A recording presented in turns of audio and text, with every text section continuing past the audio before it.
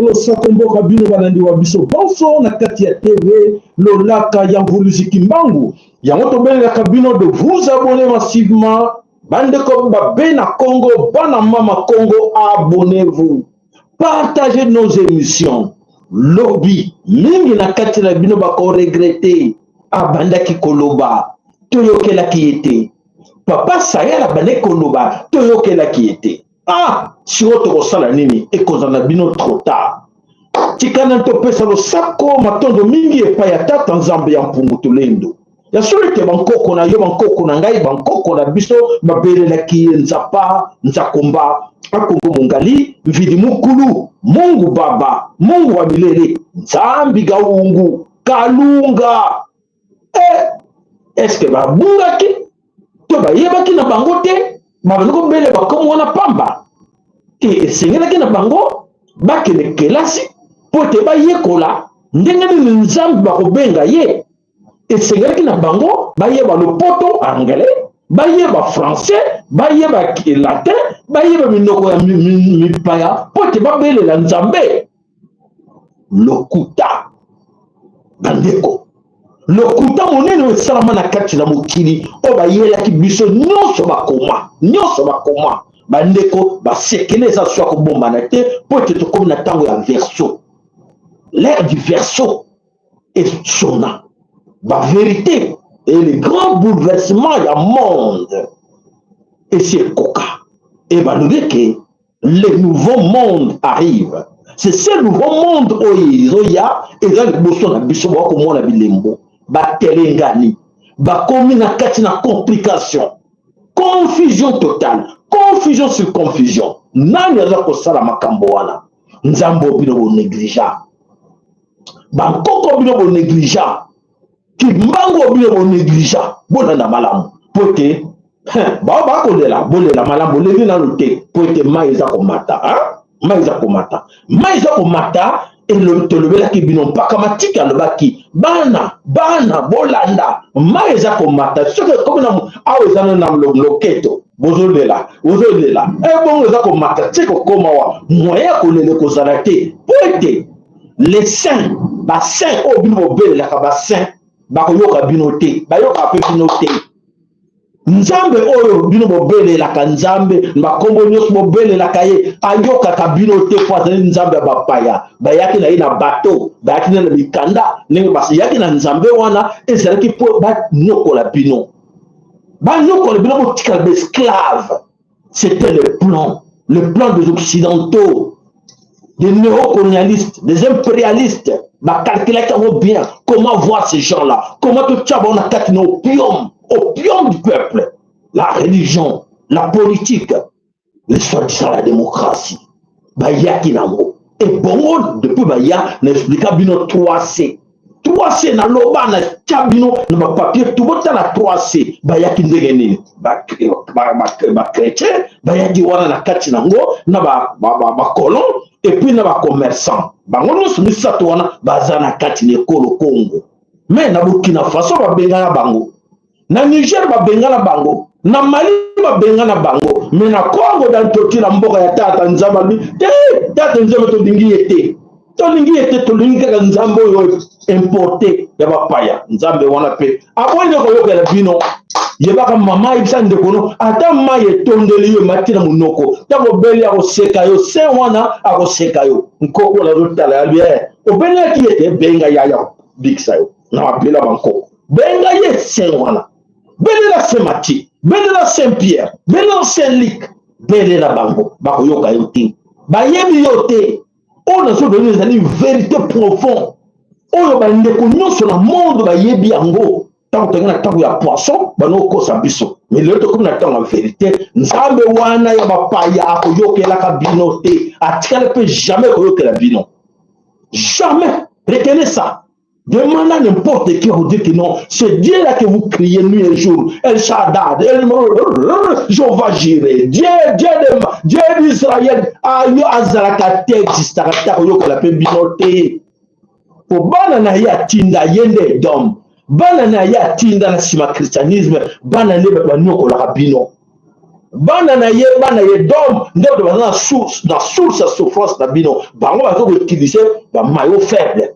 Tout ça, on a quatre na Congo et bon, on va occasion de trafiquer les minéraux na biso. Il y a bon minéraux na biso n'engage tout. Eh oui, il y a qui ne m'a minéraux et tata nsamba le non na kanyo ka minéraux bana ba yoka te biso bana mingi na quatre na bino. Ba mona te souffrance so ba pa ya ba sali biso na empire imatuti. Ya ko noko la biso pour minéraux na biso. Tata kanisa ke le bo mona ba kamne za ko le kaka. Et ça comme bimi saka ba minéraux, ça comme mataka na avion, bana ba ko se révolter. Ba ko ba te non tout c'est tout tomboka. Vous savez le côté. Tata dit ah, surtout ça, bana ba zo kana bango te. Ah, na to ça bon. Surtout meka ko sa bango en tout cas, bato ba legi bango passer wa sali. Bon, allez. Maja. Allez voir que la bango maï. Eh, inondation, érosion, et la komata. Oazana matoa koyoka asi ayoki déjà avant na soukisa à comprendre déjà que nzambe wana akoyoke la kabino jamais bino surtout vous peuple naïf vous peuple ignorant pauvre en esprit qui ne comprennent rien vous ne comprenez rien jusque là bilembo ya temps ils ont pesa mabomoni confusion et côté les bango na kati na France na États d'Allemagne na États-Unis na Italie partout dans le monde entier comment s'en sortir mais vous êtes toujours attachés na bango vous devez chercher des solutions auprès de bango depuis quand et nous connaissons nous savons tous bien que les Américains sont la source de notre problème du Congo depuis les années 59.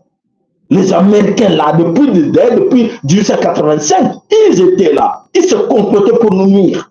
Et aujourd'hui, les jouisseurs, les frappeurs, les escrocs, les voleurs, les bandits à la tête du pays, ils sont tous alignés auprès de ces criminels américains. Et nous allons profiter parce qu'ils nous promettent là-bas, ils vont nous donner quoi, les papiers. Et avec ces papiers-là, nous allons devenir milliardaires. Ah bon? Milliardaires. Milliardaire suite au sang de tes frères et sœurs. Yo comme milliardaire. Bah tu m'as killé de kono ba kotanga. Ah toyoka bandeko ba tebele baza koye ba teke. Aujourd'hui makamu nyonso ezali kotana kat na Congo. Baza koya toujours baza nyoko la biso ko ete bandeko la biso o baza likolo na pouvoir ne baza ba bolole ba mayo faible. Alors nzambe nzoka te tata nzambe atiela biso nyonso. Ata ba faculté tout. Après ça, nous sommes faculté tout, on a coupé sa batte. Batte, bah, il met tout ça dans l'eau. Il tout, hein, ma boko, tout. De quoi la batte, monsieur? Mais, tu dois raisonner bien, on ne raisonne pas. Tu bon sanitaire. Tu dois la carte, ma belle, très riche. Trop riche, même. On connaît ça monde entier. Mais Bissot, on dit, monde entier, là, ça Bissot. Est-ce que nous réfléchissons? Ben, nous devons raisonner. Que biso ba te sengeli tole sa mokili mobimba mais mokili be mo tele na Congo pour être mokili lobama depuis la nuit du temps que Congo ko laisse mokili mobimba mais tu as constaté que ba congolais ba moko baza ko yeba teke ba ngone ba bazali censé ya ko laisse mokili mobimba et ba congolais allez na ba avion butu na moui allez chercher le fonds allez chercher le FMI allez chercher l'argent des jouisseurs et l'argent arrive il se partage au moins une malédiction. Est-ce que vous comprenez la malédiction on a? Mbongo ya va se partager. Allez, yozwa. Allez, va préférer na bango toujours côté la hier. Ba senga ba tumsu na mupanzi na libanda men zokate ezali la malédiction qui vous frappe. C'est cette malédiction là qui vous frappe, vous êtes maudits. Mes frères, vous êtes maudits.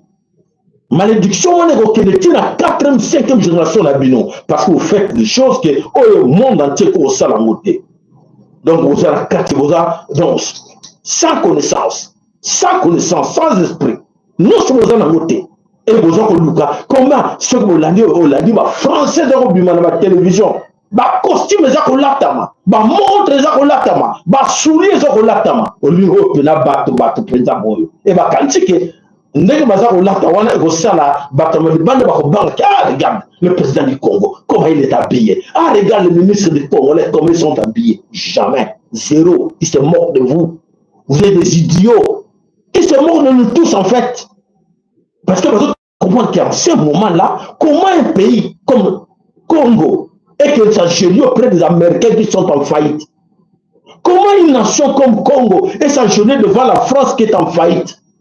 Donc, bateau beza kozida déjà, nous avons dit, bon kenete moyana bo pesa biso mbongo. Amérique yakana yoko kenete Américain, les Américains revenaient si nous allons vous donner béquille, essayez de nous aider pour gagner l'argent. Vous êtes malades. Vous êtes malades, mes frères. Mes frères, vous êtes des malades. Ce n'est pas normal. À ce temps-là, ok, le monde entier, il y a vu que États-Unis est quoi faillite, France est quoi faillite, mais vous êtes là attachés là derrière, les décideurs, et ils vont nous donner l'argent. Tout ce que vous avez, c'est l'argent. Ils ont dit que Koko ya kala ou Moussouana, ou Bazari, Somayo Kuna, Foufou et Zali Kuna, na Nebuku Avancea, na Pondu. Allez, Batiki m'a abandonné Mboka na Bango. Eh oui, oui. Abandonné, bako benga ndeko bango bouya awa fufu ezali awa mingi awa bibo kula banseye ezali awa fufu pondu matamba ezali awa ya mingi boya ale botiki ba village boye kotonda pona kolanda fufu na matamba botiki mabele na nani botiki mabele bankoko na binu na nani botiki le nani. Et exactement ce qui se passe dans 4 coins à Congo, c'est ça. Vous abandonnez vos terres. Même na Kivu, partout, vous abandonnez vos terres. Vous abandonnez Saki. Vous abandonnez même les cimetières de vos grands-parents. Vous abandonnez tout ça. À qui vous allez laisser ça? Et vos parents vont vous demander un jour. Allez-y, allez à Kinshasa, allez à Lubumbashi, à Bujumbura, Ouganda, Kenya, Nairobi. Allez-y, allez-y. Demain, on va se poser des questions. Ah bon? Vous êtes là, attends qui? Ah ben, il y a un mois passé, mais monsieur, vous avez eu un visa de combien? D'un mois. Eh bien, oui, bien. Regarde, hein. Je vais les renouveler. Ah bon? On va les renouveler. Namboka ne va abandonner qui? Et pas tout. Et tu vas continuer à renouveler. Et tu as beaucoup regretté. Beaucoup vont regretter parmi vous. Voilà, matondo la bino nyonso bana some kolo Congo ya solo to sengi na bino ba like to sengi na bino ba care na bino lo sako no ba ono so wazwami na kati tanda ba to la na biso to pese lo sako pa ya papa na biso matondo lengo to pese lo sako pa ya papa na biso Willy Kaenga lo sako pa ya ndeko na biso Ernesto Machado lo sako epai na yo mama Valérie Matelo lo sako epai na yo ndeko Beken namona kombo wana kala lo sako papa Willema lo sako epai ya mama na biso mama na biso topesaka ye bambote milo topesi bambote te. Bon alors après aza mitifu na biso mama azokanisa bana te bana bazokufa nzala. Allez mama tokopesi mama nyonso topesi bino mbote te totiki nanu topesi bino mbote na suka namoni jake na kote wana mama Fatou Banda siliki mama Marie na kati na Dallas siliki mama minga lwe comment papa saldia sauter biso lelo mama ana lusako la si mama mabosa ni bino te boza mama na ngai matonde pa na bino lo sako pa na bino mama Samona mama Sosa pa na yo lo sako pa na bino noso. Allez bande ko bolanda makamuza koleka tokoti na kati na Kinshasa. Na kati na Kinshasa, balobi le procès du siècle. Oyo ya JKK, Hippolyte Kanambe. Kanambe, balobi, non, il faut azala bientôt aux arrêts. Pour quelle cause? Il y a un sénateur à vie. Balobi que, preuve. Il y a un crime de guerre et crime contre l'humanité, contre l'ancien président, Joseph Hippolyte Kanambe. Alors, ma preuve nyonso Constant Mutamba Areni Riango, ministre de la Justice du Congo, avant ma preuve de lobby, voilà, tout est là. On va l'amener devant la Cour pénale internationale. Ah bon? Pourquoi pas au Congo? Bah, au Congo. On dit, bon, ok, ils vont l'amener au Congo pour être jugés. Ben oui, ben oui. Vous avez promis une chose, qu'une fois nous sommes au pouvoir, nous allons déboulonner le système, n'est-ce pas? Et c'est ce système-là qui vous a mis au pouvoir. Vous allez déboulonner ces gens-là. Mais vous êtes là plus de 7 ans. Ils sont là. Ils traînent là. Et ils sont en train de nuire le Congo. Nuire le Congo. Tous ces Tutsis au pouvoir, au Sénat, au Parlement. Donc plusieurs ministères, les Tutsis sont là. Parce que nous, on ne regarde pas. Primature, quel est Tutsi? À la présidence, quel est Tutsi? On ne voit pas. Tout le monde a été, comment on a été? Ah! Arrêtez de nous distraire. Arrêtez de nous distraire. L'air est grave, ok? Vous voyez que vous Samba.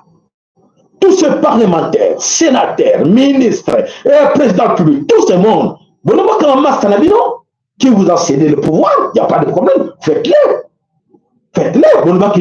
Vous avez remis la peine de mort. Et tout le monde est dans le tête combien de morts Bobomi, la peine de mort.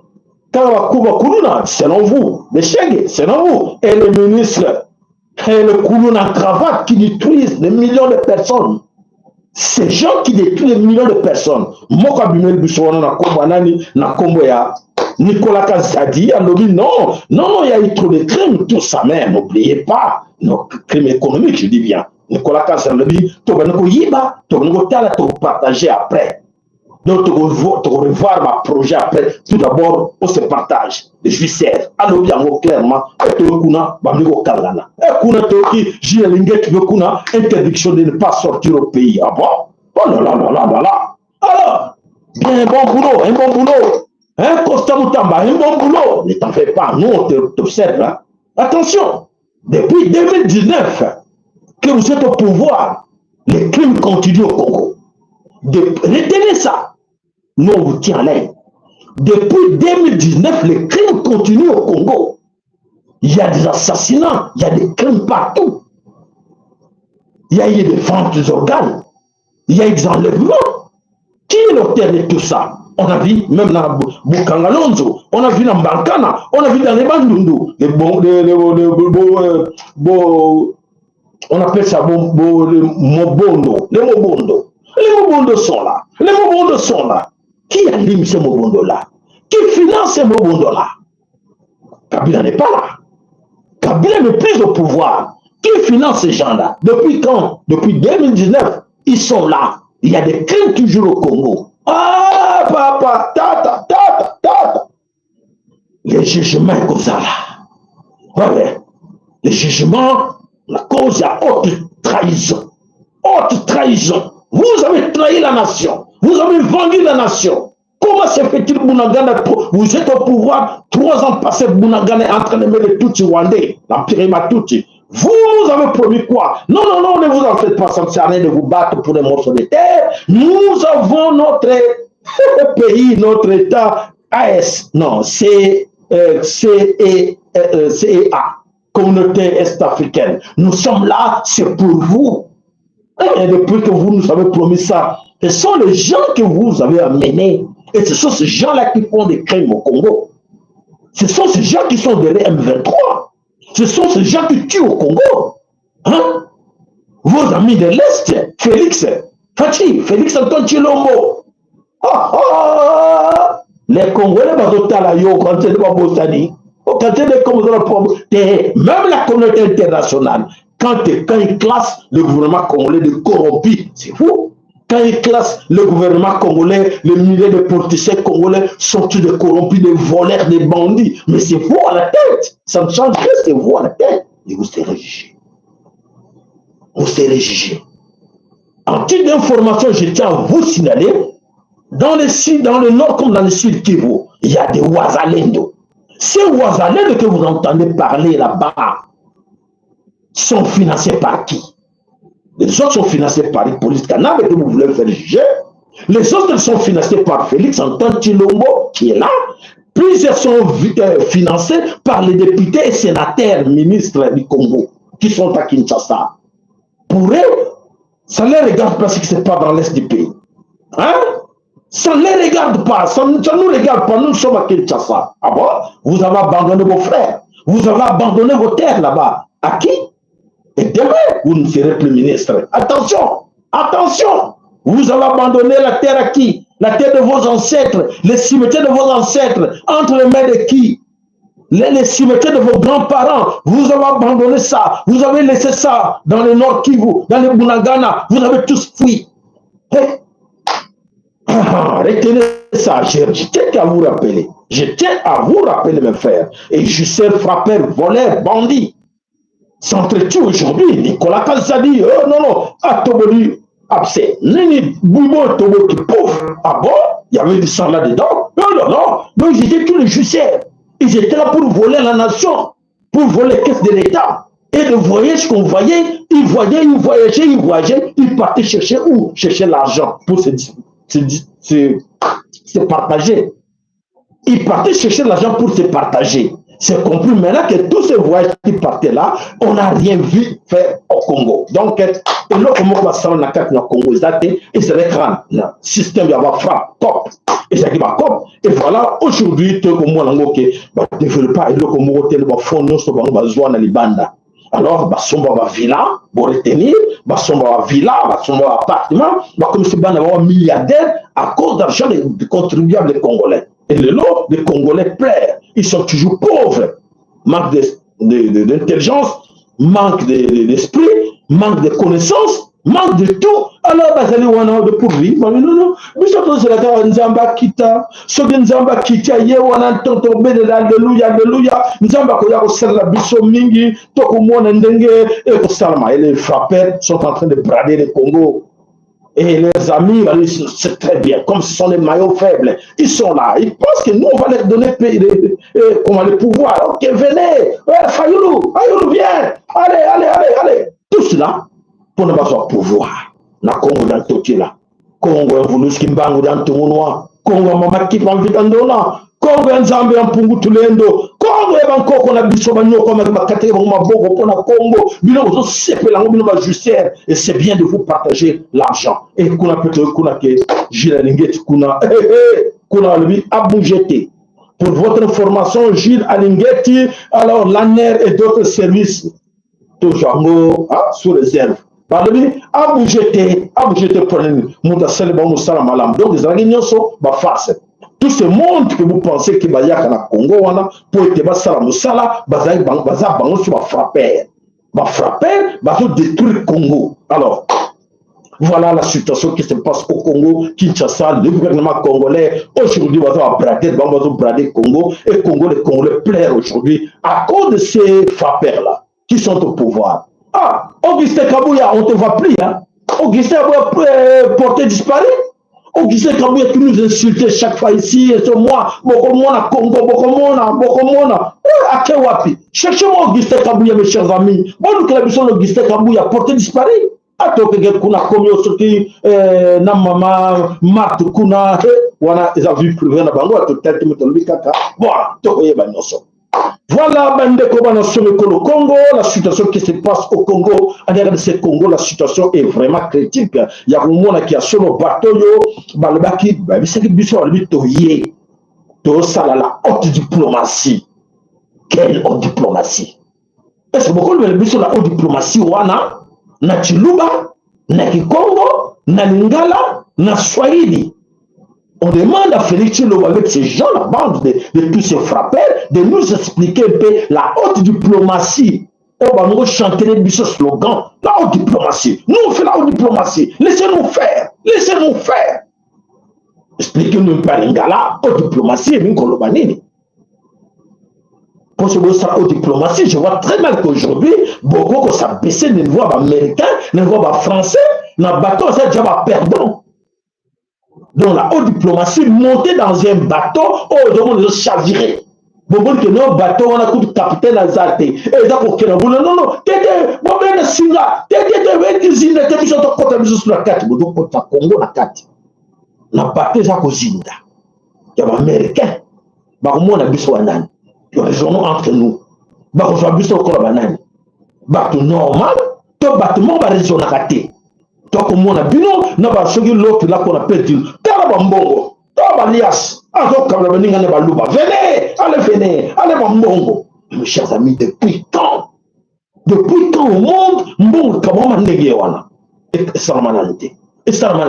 Voilà la haute diplomatie, le signe Vanner de ce Congo, voilà tout ce qui va. Tout ce qui est la haute diplomatie, le combat brader, beaucoup frapper, beaucoup sartu, beaucoup qui sa Congo, la position zéro. Beaucoup de Congolais zéro, mais les Congolais un peu comme l'intérêt, nous tout n'a pas retenu les alliés, mais boire la carte la religion. Oh, les alliés la base. Il y a destruction au Congo. Mais nous voyons la politique. Vous avez la base de la destruction dans quatre écoles au Congo. Est-ce que vous réfléchissez? Vous en raisonnez? Nous n'avons pas lobby. Préparez-vous. Préparez-vous. Nous sommes ne pensez pas que c'est fini. Ce n'est pas fini.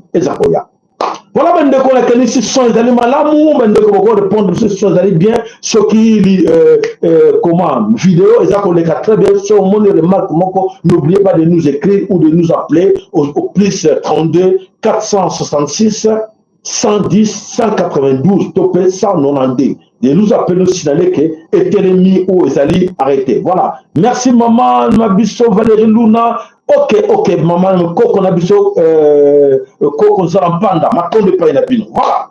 Alors, ben de Kobo, le bon Nabiso, ok, na Katina qui cherche t'expliquer déjà, parce que vous allez informer qu'il ne faut pas compter sur ce gouvernement de frappeurs, ce gouvernement de voleurs, il faut les appeler. Oh, ben, avant Miyibi, ce gouvernement de Miyibi. Tous ces bandits criminels qui sont à la tête de ces pays-là, Bako Samba. So ba kantie ko leke na bango ba sala miracle na ite miracle no le kandengene di bosa kimbango di bosa vulu kimbango dans tout monde miracle wana obino ozo penser na illuminati ya ko sala ke bo ça va congolais et ko simba te papa que bien on déjà zoye la bino la mabé. Donc mes chers amis, c'est ça la confusion aux akoréné na quatre coins du monde, c'est cette confusion wana, confusion totale. So bolandi bolanda ndenge to leka na États-Unis bolanda zo leka na France o c'est avec un bon mandat de société secrète o c'est avec un bon mandat ça so bon mandat Emmanuel Macron a télémi non vous les francs-maçons on a besoin de donc c'est dire que ça soit bon mandat la confusion totale les a corrigné et alors cette confusion on a tata na bino mutazo salango tata na bino mutazo salango. Alors, bino, ce que vous avez kolanda, bon de la société, tata batimususu, oyo bazara kati na kobunga, tata na bango azad jamo ponta nyoko le biso pendant 8 siècles, bino bolandi tata na bango bele panaye, etali bino, oyo kibiso malam, oyo kibiso te etaliye, te site lobby nyoso. Alors, tokei la kati na nord, Kivu comme la Sud Kivu, qu'est-ce qui se passe là-bas? Les jeunes plaires, bande comme ça les coller là, maman baza coller là, parce que le plan d'extermination, oh, ils ont salé la carte dans le nord, comme la Sud Kivu, et comme vraiment le niveau moko à se caractère, pour tout le monde le verra. Bandeko, ok, baïza koya. Topete qui piololo, bandeko na nord Kivu, bandeko na Sud Kivu, réveillez-vous, arrêtez de suivre ces politiciens congolais, arrêtez de suivre vos frères là qui se disent qu'ils sont vos frères, ils vous aiment pas. Baninga kabinote, bolanda bangote, ba conduire bino. En erreur, beaucoup regretter. Le nom Ming va comme regretter pour te balader parce que l'autre était mon bébé, moi je dois le suivre. Mon fouliro, Mouchi, je dois suivre parce qu'il est mon frère. Aujourd'hui, frère Naïwana Azana, c'est lui qui est à la base de votre souffrance. C'est lui qui est à la base. Retenez ça. Ce que vous avez battu. Vous êtes tous à Kinshasa, je sais qu'à ce moment, il y a plusieurs Ouazalendo, plusieurs Maïmaï sont à Kinshasa. Comment? Pourquoi? Ils sont en train de chercher l'aide du gouvernement. Ah bon? Quel gouvernement? Oh, le gouvernement de Hippolyte Kanambe, oui. Le gouvernement de Félix Antoine Tshilombo, oui. Parce que ces gens-là ont donné, ont financé beaucoup de groupes rebelles, beaucoup de criminels. Ces gens-là financent ce monde-là. Félix Antoine Tshilombo, j'ai cité ce monde-là. Donc, à la base, il y a nous sur le Ghana Congo. Et en complicité avec le Tutsi d'Empire Imatuti. Ce qu'on a dit, Bissot Malamu. Le bel voisin a eu que tono quand c'est toujours le singa bon nous avons été bango dans la carte le quoi bango ont financé le quoi donc voilà bravo à vous Maïmaï Wazalendo oui bravo les traîtres parmi vous qui ont accepté l'argent de l'étranger ces gens parmi vous les combats ont accepté bon on a carte donc l'argent circule l'argent des politiques n'a pas circulé dans le circuit actuellement, na mne sur le bureau que ba jeune na kata na Bukavu, baza ko bungana ndenge tout mais baza ko yeba te ko s'en sortir. Pourquoi? Parce que baza comprendre que ce n'est plus la guerre des armes, c'est ça siko bitumba ya molimo. Bitumba ya molimo, nzambe tata akoti akota makambo, mais bango baza comprendre te. Baza mélanger tout, un pied dedans, un pied dehors. Et voilà ce qui leur complique la vie. Donc voilà les Ouazalendo, les Maï ont accepté d'être corrompus en laissant la terre aux mains de tout Rwandais. Aujourd'hui, comment déjà à pleurer, à regretter. Qu'est-ce que moi j'ai fait du mal? Ah merde, ah je n'ai pas apporté avec moi le cimetière de mes grands-parents, tout ça. Eh bien, ils commencent déjà à regretter. Ça va être trop tard. Maintenant, les autres essaient de récupérer, mais ça n'est trop tard parce qu'ils ne voulaient pas nous écouter. Il faisait semblant de nous écouter, mais il ne voulait pas partir chercher l'argent. Être millionnaire comme l'autre Yakutumba. Ils étaient tous à côté. Non, non, non. Ah, papa, c'est nous sommes avec Yakutumba. Nous sommes avec l'autre. Ah ben voilà. Acceptez-le. Vous serez coupable un jour. Vous serez jugé parce que vous avez accompagné les traîtres, les criminels de guerre, les criminels. Oh, nous sommes dans la Katina Nord Kivu. Nord comme la Sud Kivu. Voilà, mes chers amis, allez chez les terres des autres, c'est bien bon. Bravo. Burkina, Bujumbura, à gauche, à droite, mais attention. Voilà, même à Kinshasa, ce n'est pas chez vous, c'est Congo, du bateau, divisé Congo, et c'est mais si vous avez trahi votre sol, mettez ça dans vos têtes. À Kinshasa, on va vous chasser un jour. Parce que ce n'est pas chez vous. À Bujumbura, ils vont vous chasser un jour. Congo, c'est pour tout le monde. Vous pouvez aller partout où vous voulez. Mais tant que vous avez fait du mal, tant que vous êtes en train de vendre votre sol pour aller se cacher aux terres des autres, ah là, ça n'a pas marché. Là, ça ne va pas marcher, frère. Je tiens à vous rappeler, hein, pour bien comprendre. Pour bien comprendre qu'il est temps de raisonner encore, de vous dire à vos enfants, non, non, non, on nous a menti, on rentre vite.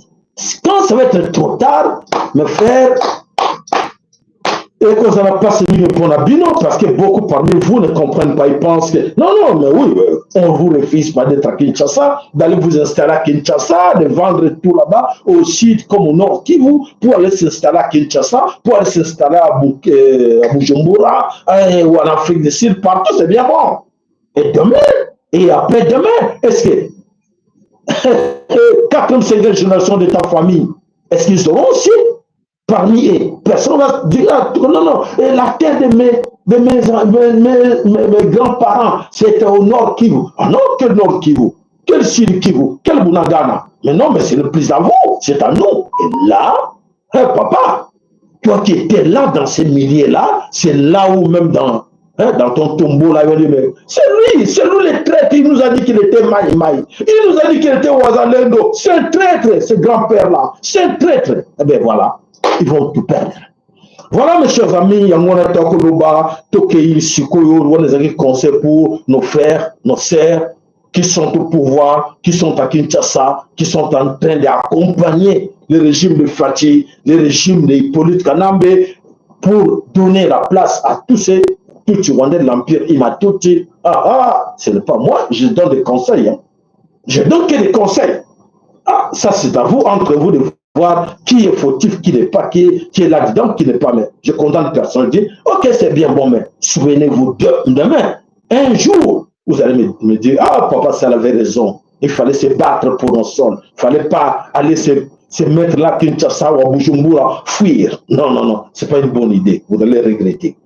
Voilà, mes chers amis, alors là, on revient encore avec ce dossier des Américains. Est-ce que Fatih Béton croit que les Américains vont verser leur sang pour les Congolais? Ça, c'est la grande question que nous nous posons ce soir. Naïe la question là sur la table. Total abus sur la bilan. Est-ce que Fatih, même si les gens l'acquisent, les gens les condamnent, les Batoison l'Obama baisse sur lui, qui n'a pas étudié, qui n'a pas été sur les bancs de l'école, mais ça ne demande pas d'être sur les bancs de l'école pour comprendre. Ça ne demande pas d'être dans l'université ou dans un institut supérieur pour comprendre qui sont ces gens qui sont en train de coopérer avec eux. Qui sont ces Américains? Ce n'est pas facile, pas difficile. L'histoire qu'on a étudiée, l'histoire qu'on dit, il est encore temps de lire même pour savoir. Mais depuis 1885, qu'est-ce qui s'est passé à Berlin? Qui était là? Qui était sur la table de négociation? Ils discutaient quoi sur la table? Ils parlaient de quoi? Mais c'est facile, non? Vous pouvez entrer sur vous, les conseillers, les ministres de Fatih. Vous pouvez entrer pour voir que non, mais oui, depuis 1985, qui était sur la table des négociations? Qui était à la base de partager le Congo? C'est facile, là. C'est facile, mes chers amis. Hein. Alors, s'il faut aller voir qui était sur la table, c'est là où vous allez voir que est-ce que ces gens-là, est-ce qu'ils vont changer leur stratégie? Ils vont changer leur vision. Parce que nous, on a le sang bleu, on a le sang jaune, et ils vont changer leur stratégie de leurs ancêtres en faveur de nous. C'est ça la grande question qu'on doit se poser. Question à est-ce que quelle est la lingala? Tout le tour n'a biso moko. Banani bazalaki na table de négociation na Allemagne, na Berlin. Ba o bazalaki wana ndeko na biso bazali na kati na politique. Est-ce que bayebi te que bato bazo négocier na bango lelo o bazala o diplomatie na bango bayebi te que bango bazalaki na table de négociation o ba décider que ba tika biso ba pauvre bati ba garder biso esclave depuis banko qu'on a biso. Et ce ne sont pas ces gens-là, si on regarde même les images toquées en 1885, en 2014, regardez mes chers amis, cherchez sur les ordinateurs, sur YouTube ou ailleurs. Cherchez des images où les Blancs parlaient des Africains. Comment est-ce qu'ils voient, quelle vision qu'ils ont face aux Africains? C'est clair, beaucoup parmi eux disent déjà que non, les Africains ne méritent pas l'Afrique. Surtout nous les Congolais. Il faut tout faire pour détruire ces gens-là. Si on les laisse développer, c'est fini pour nous. Ça s'est dit, il y a des vidéos, des millions de vidéos. Qu'est-ce qu'ils disent, mes chers amis? Est-ce que ces gens qui sont prêts de Félix Antoine Tshilombo, c'est ça ma grande question. Ces gens-là, me frère, ceux qui moquent parmi vous, oui. Voilà, vous parlez trop sans rien proposer. Et ce ne sont pas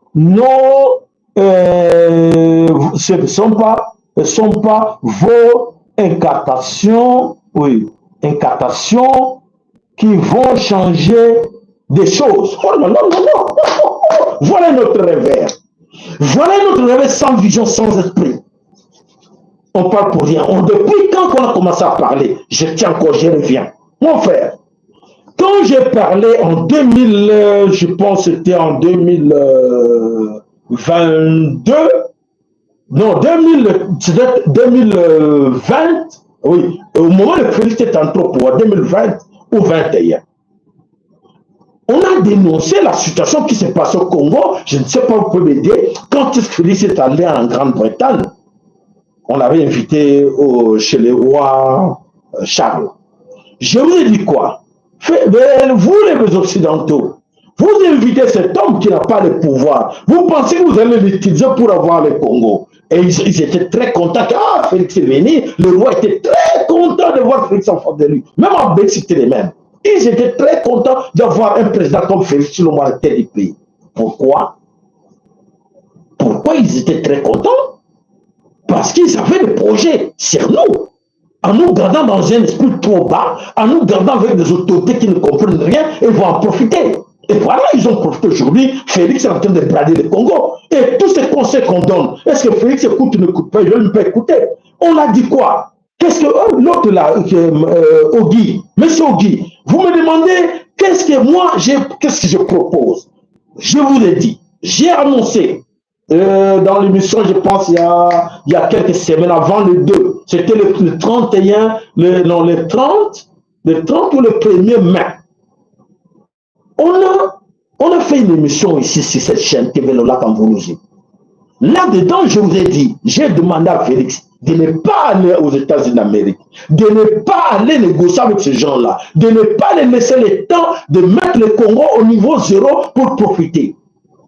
On l'a dit, moi je l'ai dit ça. Allez voir, si pas du 30, c'est du 1er. L'émission du 30 ou du 1er mai. Donc, ça date d'une semaine là plus. Allez voir.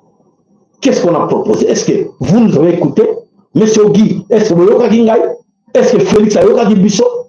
Conseil au PC que non, que PC va quitter le monde bouge. Ce monde qui bouge là, tout ça c'est le nouveau monde qui arrive là. Ne permettez pas à ces gens-là de continuer à jouer avec nous. Vous êtes dans la tête du pays, écoutez aussi les autres. Regarde, bon, ça Félix, hein? Non, c'était devant tout le monde comme ça. Hein, papa? Et maintenant, vous voulez me condamner en quoi? Qu'est-ce que je propose? Qu'est-ce qu'on a déjà proposé que vous avez écouté? Des orgueilleux comme vous. Qui va écouter? Vous pensez que vous êtes à la tête de tout? Vous pensez que, ah non, le biso, tourne à biso, ah, tourne à biso, au film, si ma boum, au si ma tamo, au boum, si ma paquet, tourne à biso, attendez. Et donc, il y a la binon. On propose, vous ne voulez pas écouter. Qui va nous écouter? Nous sommes en qui n'a pas pour le Natchaka, tout le temps ces morceaux-là, les Kamona Lobaki lobby, Monokonanga nganga, les Kamona Lobaki lobby, moi na mato, mango la yokagate. Yango yokomate, to sugi wapi. Où en sommes-nous là? Hein, monsieur Guy? Où en sommes-nous? Où en sommes-nous, monsieur Guy? Ok, où en sommes-nous? Voilà. Mes chers amis, voilà ma déco. C'est donc ces gens-là que nous parlons aujourd'hui. Et ces Américains ne viennent pas au Congo pour vous sauver. Retenez ça. Ils ne viennent pas au Congo pour vous aider. Jamais. Dans leur vision, ils ne vous considèrent pas. Vous êtes sans considération. Même Félix n'est pas considéré chez eux. Il va non, c'est un facilitateur. Il est là pour nous faciliter. Il faut profiter. Il est là à côté de nous. Il faut essayer. Oh non, vraiment, il y a président Bongi Panabussango signé là. Hein? Il y a président Bongi signé. Il signe. Il signe tout. Comment est-il allé aux États-Unis d'Amérique sans consulter le Parlement, sans consulter le Sénat? Parce que les accords, les discussions, les accords pour parler, ça doit passer par le Parlement et le Sénat. Tu vas ton émission. Comment est-il allé jusque-là? Et là, comme c'est son ami Emmanuel Macron qui sent qu'il est perdant, et c'est lui qui va voir avec le président togolais de l'Union africaine, c'est là où ils ont dit non, il faut bloquer l'Américain. Ah non, parce que avoir le pouvoir du Congo, diriger le Congo, prendre les minéraux du Congo, ça va le contrôle du monde. Qui est au Loba, à chaque fois, on explique ça que non.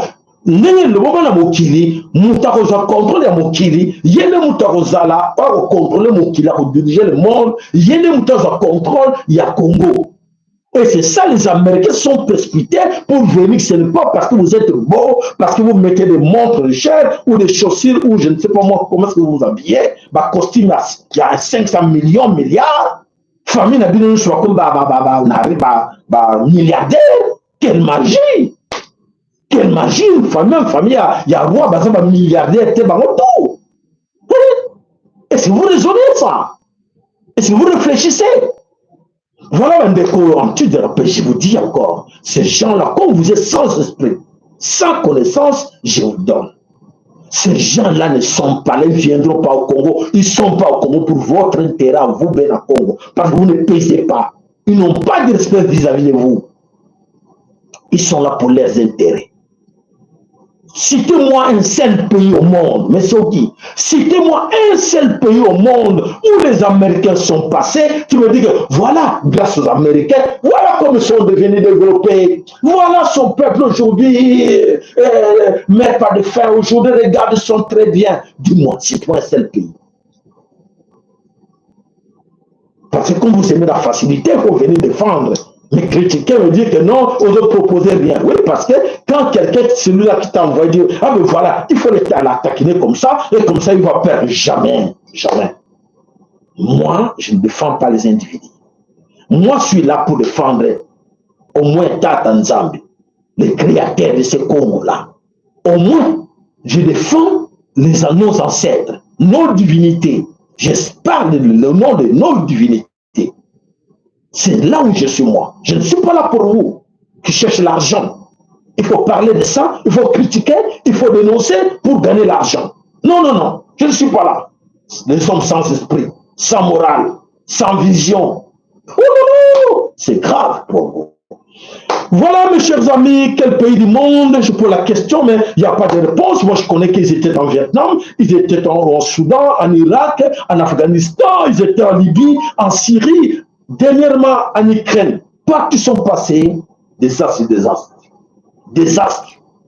Bah, par terre. Et si on montre que non, c'est grâce aux Américains qui sont là debout. Citez-moi.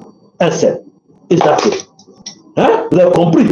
Ceux qui vivent la population, ceux qui vivent le peuple congolais, vous se mettre debout dans la mentalité de Bino. Vous dites que non, parce que moi je suis fan à Hippolyte Kanambe, fan à Félix Antoine Tshilombo, fan à Fayoulou, fan à tel pasteur, fan à tel politicien. Malheur à vous. Malheur à vous, mes chers amis. Malheur à vous. Malheur à vous. Bon, on peut s'en raison. On y va. La confusion règne déjà. Dans les 4 coins du monde, la confusion est là. Ils ne savent plus quoi faire. Comme vous êtes ignorant, comme vous êtes idiot, vous ne comprenez rien. Et vous allez le voir. Et donc, il y a la binon. Vous quand vous maïté, vous quand vous pépété, vous quand vous mototé, si vous avez ma casse, vous quand vous mototé la binon. Et donc, il y a la binon. Maïza pour mata. Bon, moi, la suite, c'est là. Et c'est là où beaucoup vont pleurer. Vont regretter à Papa Salon Bakitoyoka Kité. Voilà.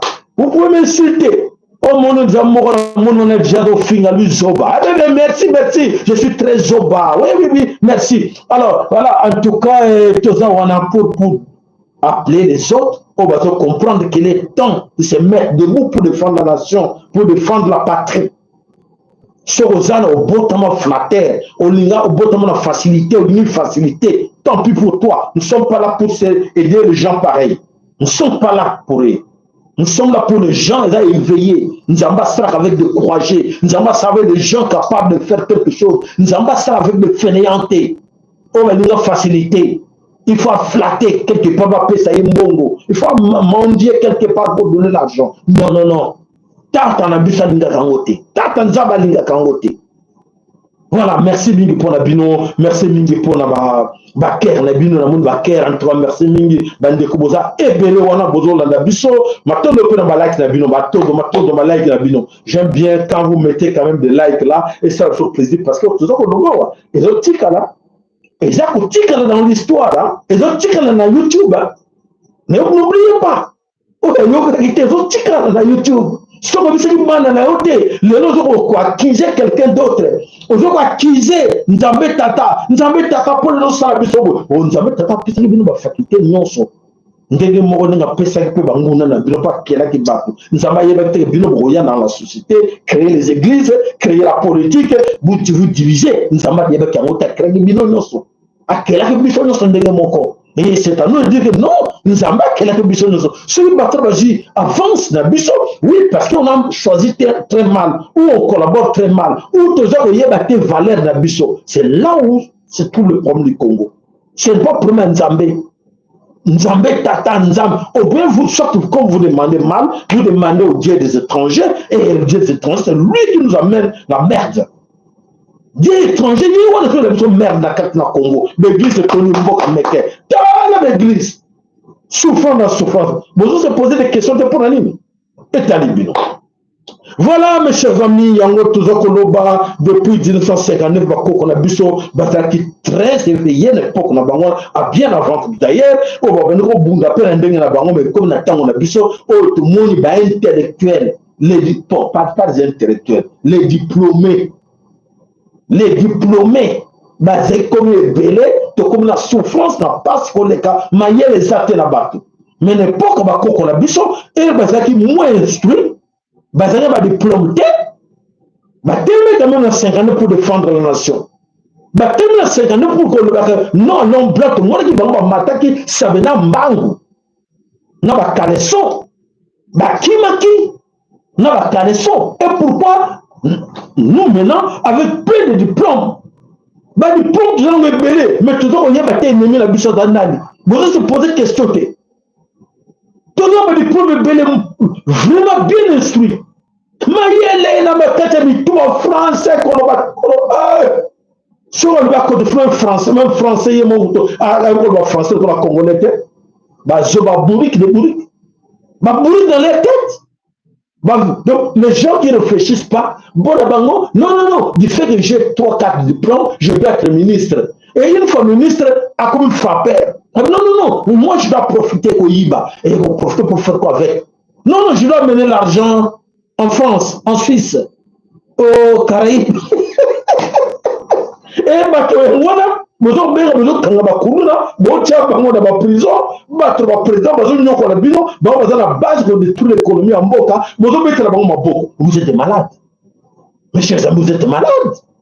Non, non, vous avez ce qu'ils étaient, vous avez ce qu'ils étaient.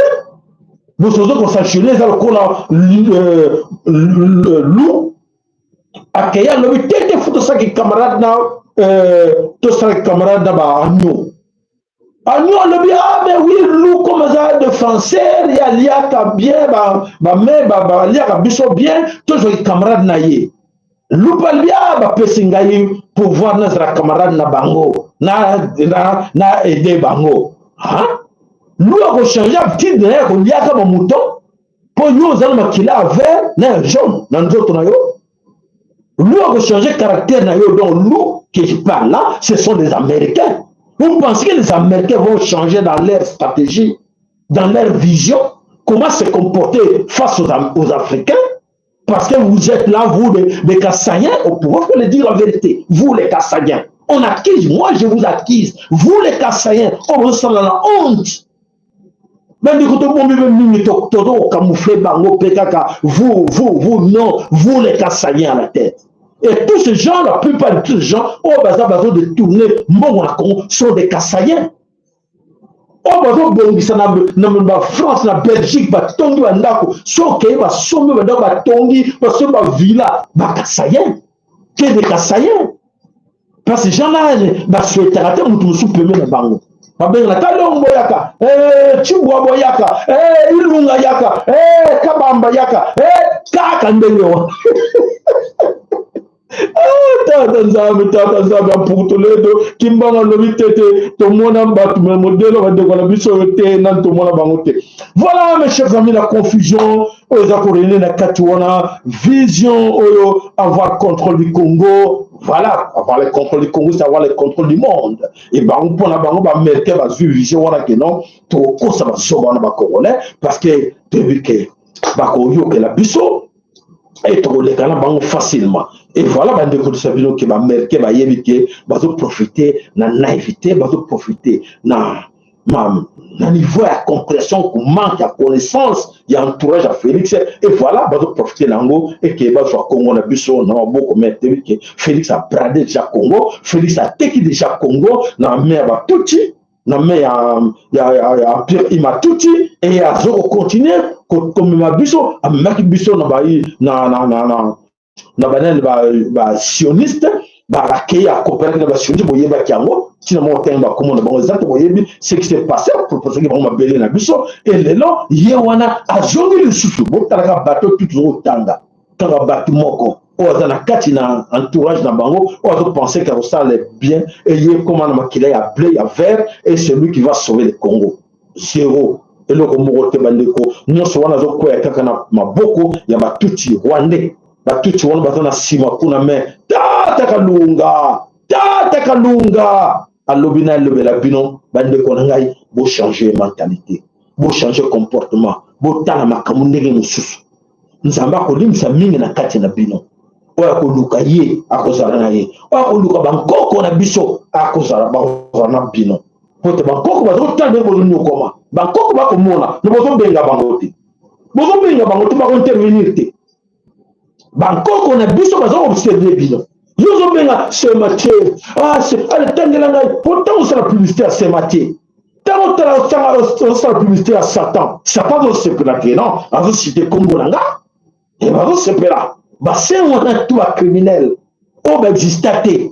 Ils sont très contents de voir que vous à la place de crier à vos grands-parents et vous criez aux saints qui n'ont jamais existé.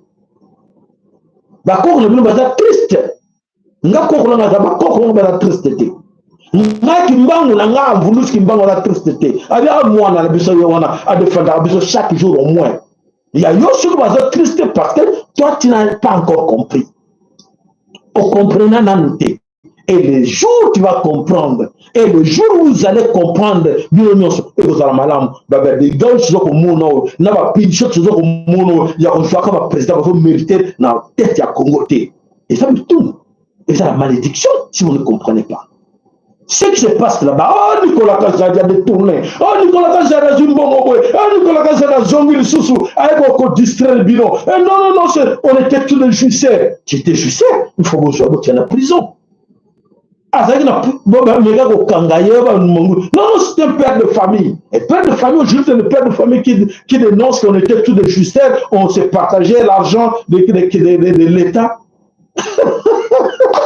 Père de famille. Mais il faut tout ça, à niveau qu'on a évité comment pour de ne pas démasquer ces gens. Comment on ne peut pas démasquer?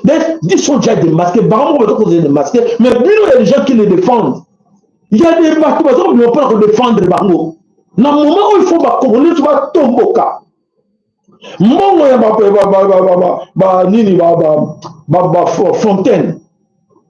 Oh, il y a qui n'a pas lampadaire. Les nyonso. Ministre de la France, la Belgique. Il y a téléphone sur qui aime téléphone, il y a un bon. Il y stocké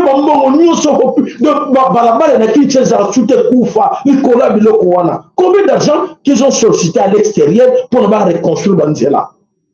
Non, non, bazo kabola ava et bien mo yokiango monta ko tombo kazate bien mo zaka na TikTok mona swana o moni bana place ya poto o moni mibali ya poto o moni maswana ka ale bino bozo partager o moni mibali ya poto basi ya poto beaucoup basi ya poto mibali ya poto o bazo se mande ko bino basi pe ko ba bêtise na poto comme bino botika la Kinshasa bozo ça de même et c'est bozo raisonner et c'est bozo raisonner que bozo ça sonne le banco ko na bino pour vous battre quoi bon bazo raisonner on a chinois ba ko tekela bino na basuki na ba ni tout ça baza battre quoi bino comment bazo raisonner que non to former bana na biso basa l'éducation malamu basa formation malamu basa ba kuluna te basa la polomi ba mboko nzo la propre to kombola mboko na biso pour ni bazo raisonner pour bino bo raisonner te nzamba pesi ba faculté wana na bati nyonso na mokili pour nini binote bino batfoza leader na monde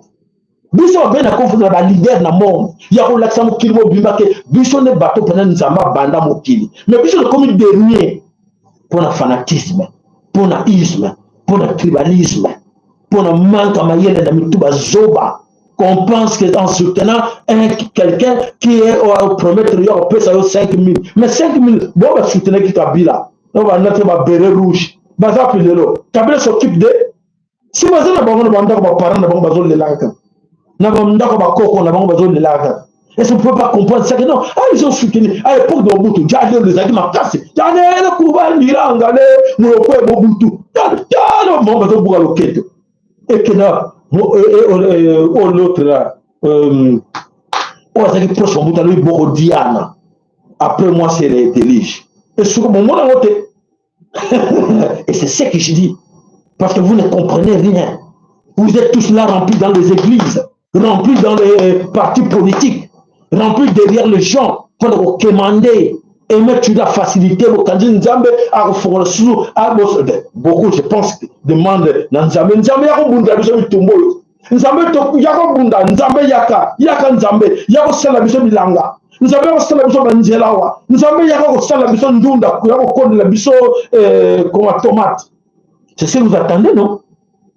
Ce qui passe, c'est nous avons lobby, bon zelaye. Oui, bon passer lobby, nous avons le bon zelaye azoya. Bon qui s'amuse tellement, nous avons azoya pour être célèbre bilanga madesu, à célèbre bilanga tomate, à rebondir la binomboka, à rebondir la binomboka dans ma boca, bah tout rwandais, mais bah tout tu peux monter ça là, bah on zambé. Bon, nous sommes en train de bien bamboka na bango bazana ba tomate, bazana biloko tout bana bango bazolia malamu na vie à mon cher. Nzambe muta sala bonde na sala bino. Et bino nini? C'est la malédiction parce que vous ne comprenez pas. Vous aurez dans Nzambe na bino te na bon moyo. Vous aurez tâtonné un pied dedans, un pied dehors. Je ne sais pas. Ton banu. Manque d'éducation, manque de sagesse, manque de nini. Non. Ton banu, on a tout le monde. Bino moko volonté na bino. Pour Nzambe tika mutu libre le choix na ye. Ça le ndenge bindi. Benga koko na we. Bango ba yaka biteti to noko la bango to tchabango tout d'abord ba conduire ba koko na bango te. La première des choses, pour nous avoir, que nous avons présence de la bango, pour que nous perdu, ban ticket sans défense, nous allons commencer à les massacrer. Et ça va. Bateau, c'est là défendre, et voilà ce que nous faisons aujourd'hui dans l'RDC Congo. Pour la bino, cause de la bino, bino catholique. Bino protestant, bino musulman, bino orthodoxe, bino nous sommes des églises, on a tout et dans ma salle. C'est vous autres. Vous allez nourrir les Grégor Wana. Vous allez nourrir les Grégor Wana, mais Grégor nous la bino et d'homme. Vous allez nourrir Yango. Et bon, regarde mes enfants, ils sont là, ils ont fini les écoles, ils restent dans la maison, et bah comme on met tracteur, le pain il y a coco na ngate, le pain il coco na bisoté, coco na bino. À quel âge nous sommes le pango? Au 25 ans, peut-être à quel âge? 40 ans, 50 ans, bon. Non, nous sommes le pango, non, nous pris à véloté, à son véloté, à son pantalon, ok, on a que on a taillé na tongi, ça rien, aïe bien voté, à son magabila tombola, la ballon. Ayébité sa zone papier moto ba comme salaire na yo. Ayébité que lobby a retraité après 65 ans, 70 ans, à cause de son salaire c'est fini pour lui qui a cause de pension quelque part. Azate, nous a tout azate. Et là ils sont prêts à nous insulter. Nous a tout azate pour toi Fantine mais comment l'avenir dans nos années lobby. Est-ce que moi je ne vais pas travailler. J'ai 40 ans, 50 ans, 60 ans mais est-ce que dans la tête c'est quoi? Et ben, ah papa, il y a pas bien 3, 4, 5 filles. Alors, ça ne va pas faire abattre dans le ligne. Promesse moi à longue exacte, parce qu'il n'a rien. Qu'est-ce qu'il va promettre aux autres? Qu'est-ce qu'il va leur donner? Rien du tout. Quelle promesse? Quelle promesse? Et voilà. Comme gouvernement dit que vous aimez bien les promesses, ils vont vous promettre. Ils vont vous promettre. Vous vivez dans les promesses. Ah, bah, on sait la question en Allemagne de l'Afrique. Ah, là. On peut s'habiller une salle, on crée une salle. Oh, après, il n'y a pas de travail. Non, non, non. Le gouvernement a une salle qu'on peut s'habiller. Oh. Les jeunes sans formation, ils ont des papiers soi-disant des diplômes. Mais il y a éviter quoi faire avec ces papiers-là. Et chaque année, il y a des diplômés. Chaque année, il y a des diplômés d'université, des études supérieures, de tout. De l'humanité, de tout. Ils se posent des questions même. Et alors, je viens de finir, et l'État, et le gouvernement, mais moi je travaille, non, je dois faire quoi? Ailleurs, parce qu'il y a des droits à été. Ailleurs, il y a des droits à été. Ailleurs, que budget va voter dans l'État, chaque année, budget il y a pas un clin à 4. Besoin d'un un clin à 4. Il faut pas satisfaire par besoin d'ailleurs. Ailleurs, mais éviter, basoro.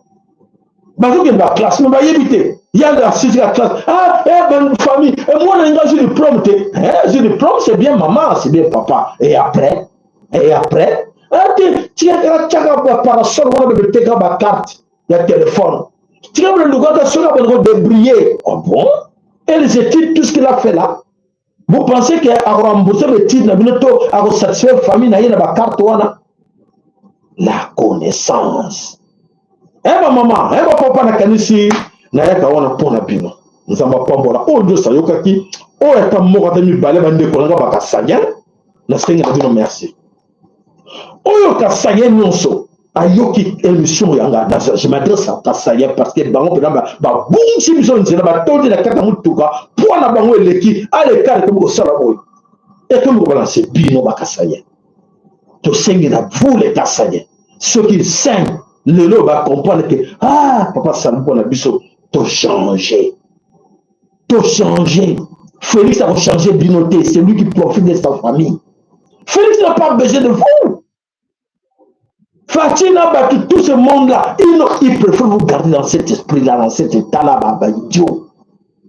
Bango pona bango ko na zo pesa bango kanda zo la biso batoro ba zo to kotsa batoro sa bango kaka l'Allemagne de l'Afrique oh et to sabino banzela ba presse e bon mataka likolo bakara lobi ko zala ka no tambola ka boy bango ba zo sepela ils sont intéressés bango ba sarani et c'est à vous et comme ça voisin na yo vous en déconner yo on perdre son temps derrière conforme ça va pasteur conforme ça va bishop conforme ça va évêque na mabonza lobela bango mbandeko totika na makambo totika na makambo église totika yango toluka na bosolo elo nzo bloquer la vie la biso to ba gêne to ke ni wapi avenir na biso za wapi et comme la promesse avenir na temps si on zalaki na 23 ans comme na 30 ans c'est tu es to zongeli buti ni sima les gens au Basaki, Bana au Basaki, l'époque, Kabila est venu sans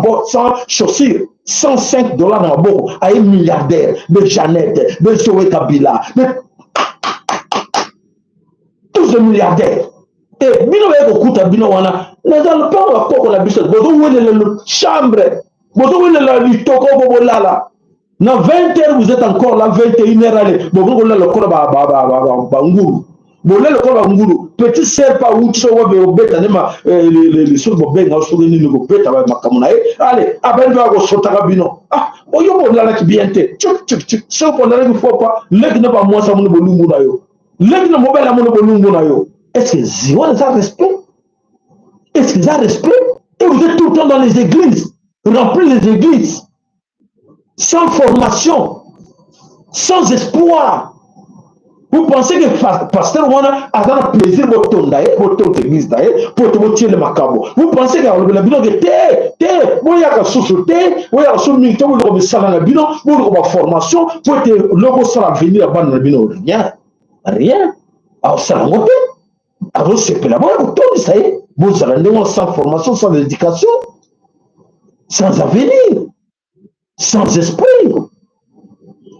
Merci, Maton. Matondo bopesa matondo mingi na mama na biso Willy na papa na biso mama na biso Marie pardon na papa na biso Willy na Kati na Dallas la sponsor na biso bopesa matondo et pas ya papa na biso Michael Mukombo le sako matondo bopesa ngo pas ya papa na biso Yeko tonton na biso Lema papa na biso Muta MKN bopesa le sako matondo na bine pas ya papa na biso Yeko, papa na biso Bitodi, bopesa bango le sac, bopesa le sac pas ya na pesa déjà le sac pas ya papa na biso papa Willy Kaenga, le sac pas na yo tonton Lema, to bosani yote papa na biso Yeko, to bosani te maman Mososo, to bosani yote le sac mato de pas na maman Mososo, le sac mato de pas na yo maman na biso César, le sac mato de pas na yo maman na biso Masamuna, le sac mato de pas ya maman na biso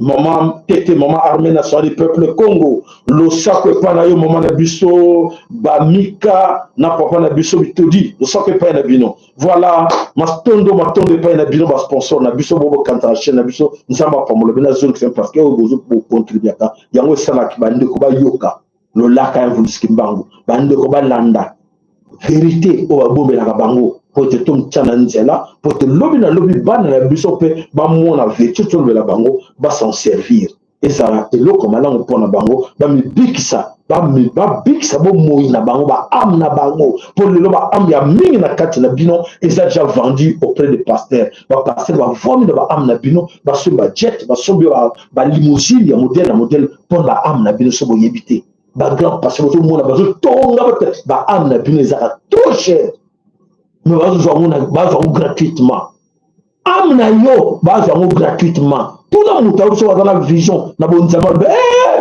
mwana surtout maman ba se permettre na kati église na kati na bureau église pasteur a sali makam wana kepi na ofele amna ofele ke yo ofele na kati église et bon nous sommes na botel ba nini stona mawana bino mawa allez nzamba pambora moko na biso nzamba sunga biso to kuta na mokolo ya na poso to kuta na le samedi nakanisi mercredi soki ya makasi ye tosombelaka ataka nzambe ya mpukutu lendo vuluski mbangu na ntungu noa mama kipa vita ndona bankoko na biso topesa moka matondo bopesa bankoko na bino matondo mama papa so bakosaki yo ke koko nazaka ndoki senge bolimbisi plusieurs fois mikolo nyonso so bankoko na ngai bolimbisa ngai bankoko na otangi bakombo na bango 3-4 générations bakoko kota papa kota mama na yo tanga bakombo na bango senga bango bolimbisi bakoko na conseil opesa yo mama tata kokata mpona yo moko te yebisa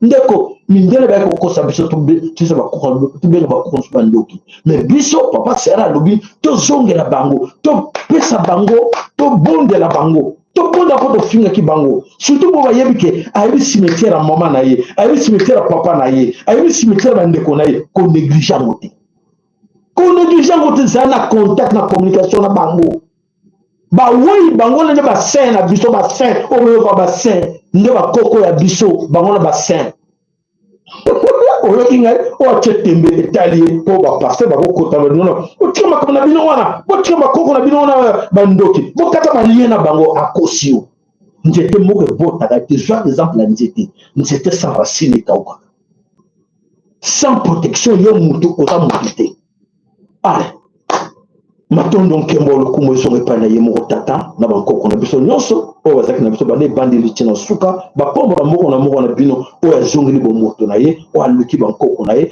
oyo aluki nzambe tata le vrai tata nzambe ya mpukutu lendo mvuluski mbangu ya ntungunwa mama kipa mvita oyo toyebi banyokamaki mpo na biso 30 ans kimbangu banyokamaki mama kipa mvita batumbaki ye na baoyo bayaki na religion batumbaki ye mpo na biso mpo na ngai na yo batumbaki ye kembo lokumu ezongo epai na bino matondo tokutani nakanisi yo plus tard mercredi tozala na bino na émission matondo ingeta ibobo